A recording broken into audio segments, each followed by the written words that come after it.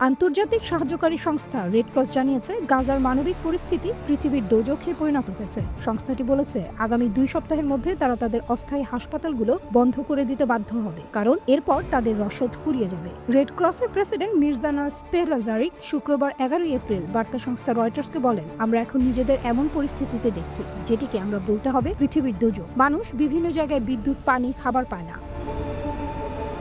গত 2 মার্চ গাজায় পূর্ণ অবরোধ আরোপ করে দখলদার ইসরায়েল। ওই সময় দখলদারদের সঙ্গে ফিলিস্তিনি সশস্ত্র গোষ্ঠী হামাসের যুদ্ধবিরতি ভেস্তে যাওয়ার শঙ্কা পড়ে। ওই দিন থেকে গাজায় যুদ্ধবিরতির দ্বিতীয় ধাপ শুরু হওয়ার কথা ছিল, কিন্তু ইসরায়েল চুক্তি ভঙ্গ করে। এর কয়েকদিন পর 18 মার্চ রাতে গাজায় হঠাৎ তীব্র বিমান হামলা চালায় তারা। এতে এক রাতে 400-এরও বেশি ফিলিস্তিনির মৃত্যু হয়। জানুয়ারি থেকে মার্চ পর্যন্ত হামাস ইসরায়েলের 42 দিনের যুদ্ধবিরতিতে গাজায় 25,000 ট্রাক প্রবেশ করেছে বলে দাবি করেছে ইসরায়েলের পররাষ্ট্রমন্ত্রী। এই দখলদার দাবি করেন এসব ট্রান নিয়ে গাজায় আবার নিজেদের পুনর্গঠিত করেছে হামাস। রেড ক্রস প্রেসিডেন্ট বলেছেন, গত 6 সপ্তাহে কোনো কিছু গাজায় ঢোকেনি, তাই আগামী কয়েক সপ্তাহের মধ্যে হাসপাতাল চালু রাখতে আমাদের কাছে থাকা যে রসদ আছে সেগুলো ফুরিয়ে যাবে। এদিকে 2023 সালে অক্টোবর থেকে গাজায় অভিযান শুরু করে আইডিএফ। সর্বশেষ বৃহস্পতিবার শুক্রবার হামলার পর গত 1.5 বছরের উপত্যকায় নিহত হয়েছেন মোট 50,912 জন এবং আহত হয়েছেন 1,15,981 জন। এই নিহত এবং আহতদের 56% নারী ও শিশু।